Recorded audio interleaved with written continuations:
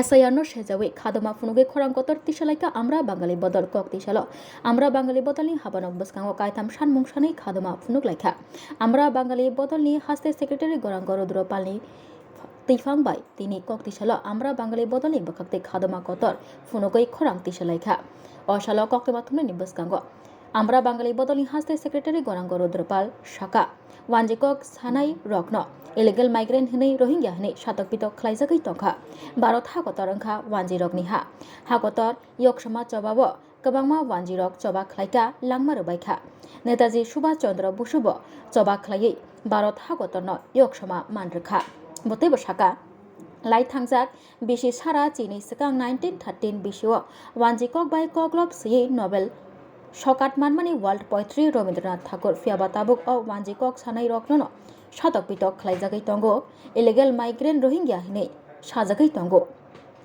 अशाल আমরা বাঙালি হাস্তে সেক্রেটারি গরাঙ্গ রুদ্রপার কক সাতানিতে বসাকা তাবকনি জারাব কংগ্রেস সিপিআইএম বিজেপি বদল সিনিমুংনি জারে ওয়ানজিরক খেবলে বুজাগৈ তকজাগৈ তংখা ওয়ানজিকক সামানি জারে ইলিগেল মাইগ্রেন রোহিঙ্গা হিনজাগৈ বুজাग তকজাগৈ তংबायखा हनै सावै खोनारोखा আমরা বাঙালিनि ओंगै हास्ते सेक्रेटारि गरांग रुद्रपाल सातक पितक खलाइमुंना मोथाकजागै हिंगे बसनांसल कतरके खरां तिसानाय हनैबो सावै खोनारोखा আমরা বাঙালি बदलनि हास्ते सेक्रेटारि गरांग रुद्रपाल अ कायथाम सानमुंरक ओंखा इलेक्शन कमिशन सुप्रीम कोर्टनि गाइडलाइन रोखसावै भोटार लिस्ट संशोधन खलायनानि तै इलेक्शन कमिशन बारजा काहामके याजागै सामुं खलायनानि खबै भोटार रकनो भोटार लिस्टनि नरजागिया तनिनानि सानमुं सानै खादमा फुनुक लाइखा खरां कतर तिसावै আমরা বাঙালি ত্রিপুরা হাস্তে কমিটি যে আজকে গোটা ভারত জুড়ে ত্রিপুরা উত্তর পূর্বাঞ্চল সহ সর্বত্র বাঙালিরা মার খেয়ে চলেছি।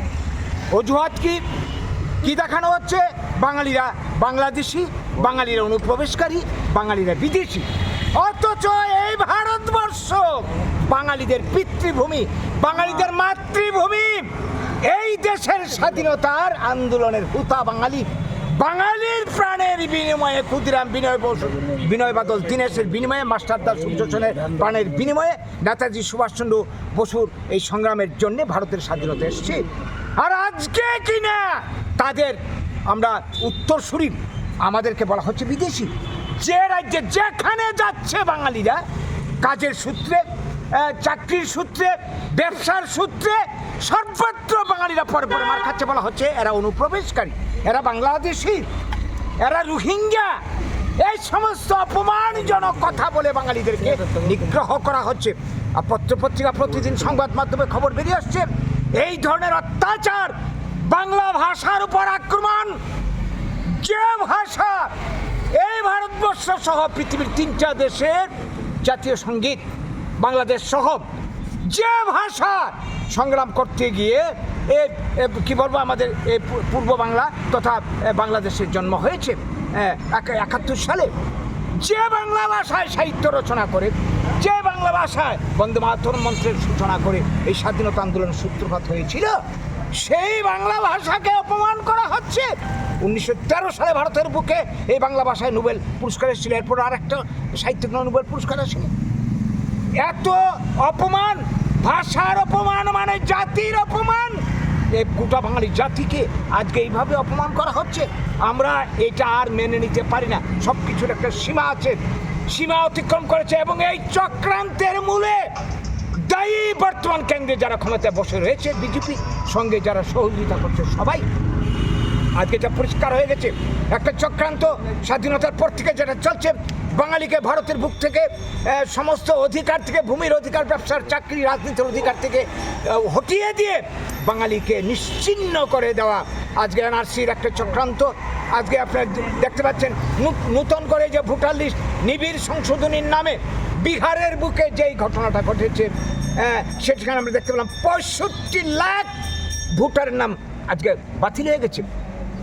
আমরা জানি প্রতি বছর নিবিড় সংশোধনী হয়, কারোর বয়স যখন 18 বছর হয় নতুন নাম উঠে, কেউ মারা গেলে তার নাম বাতিল হয়, এই সমস্ত কারণে প্রতি বছর হয়ে থাকে। কিন্তু এই বছর যেটা হচ্ছে, এখানে বলা আছে কি 87 সালের পরে যাদের জন্ম হয়েছে তার বাপ এবং মায়ের কি নাকি বার্থ সার্টিফিকেট দেখাতে হবে। 94 সালের পর যাদের জন্ম হয়েছে বার্থ সার্টিফিকেট দিতে, এটা কি? এইগুলি মানে সুপ্রিম কোর্টের একজন বিচারপতি না কোন জায়গায় একজন বিচারপতি বলেছেন যে এই সমস্ত সার্টিফিকেট প্রমাণপত্র আমার পক্ষে জোগাড় করা সম্ভব হবে না। আজকে এগুলি চাপিয়ে দেওয়া হচ্ছে এবং টার্গেট মূলত বিহারের ক্ষেত্রে আমরা দেখেছি এই 65 লক্ষের মধ্যে অধিকাংশ বাঙালিকে টার্গেট করা হচ্ছে।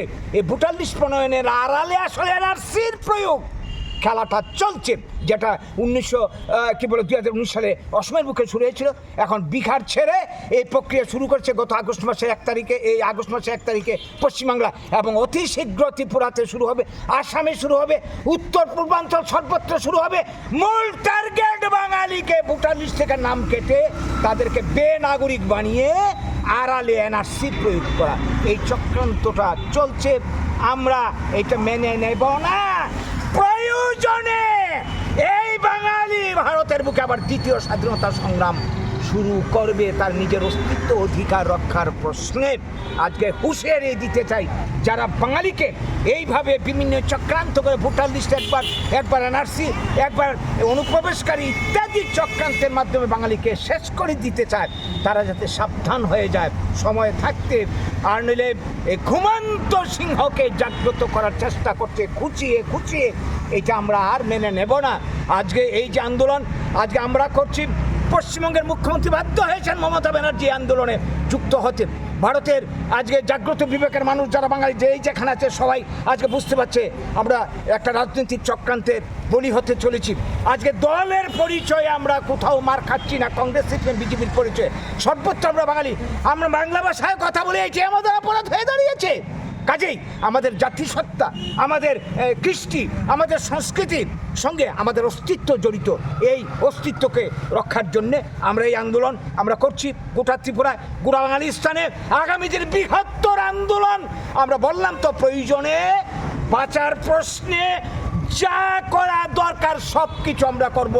আবার জীবন বিলিয়ে দেব ক্ষুদিরাম বীরের মতো, জিনিসের মতো বাঙালি যা করার সব করবে। আজকের দিনে দাঁড়িয়ে এই ঘোষণাটা এই বিক্ষোভের মধ্য দিয়ে আমরা জানিয়ে দিতে চাইছি আমরা অতি শীঘ্র ত্রিপুরার আনাচে কানাচে আমরা কর্মসূচি নিয়ে আমরা এগিয়ে যাচ্ছি। সবার কাছে আপনাদের কাছে আবেদন, এই রাজ্যবাসীর কাছে, বিব্রত জগতের মানে যারা জাগ্রত বিবেকের মানুষ যারা রয়েছেন, আর কত আমরা সহ্য করবো, আর কত অপেক্ষা করব? সমস্ত দল যাচাই হয়ে গেছে, আমরা দেখে ফেলেছি। সেই ক্ষুদ্র রাজনৈতিক স্বার্থে, ভোটের স্বার্থে এই সমস্ত দল আমাদের জাতিকে আজকে শেষ করতে চলছে। তাই এবার বাঁচার প্রশ্নে সবাই এগিয়ে আসুন। আগে নিজের পায়ের তলার মাটি রক্ষা করুন, অধিকার রক্ষা করুন। ভবিষ্যৎ প্রজন্মের কাছে আমাদের কিছু বলার থাকবে না আগামী দিনে। তাই এই আন্দোলনের ডাক দিয়ে সবাই সহযোগিতা কামনা করে আজকে আমাদের এই বিক্ষোভ সমাবেশের বক্তব্য আপনাদের মাধ্যমে আমরা সবার কাছে তুলে ধরছি।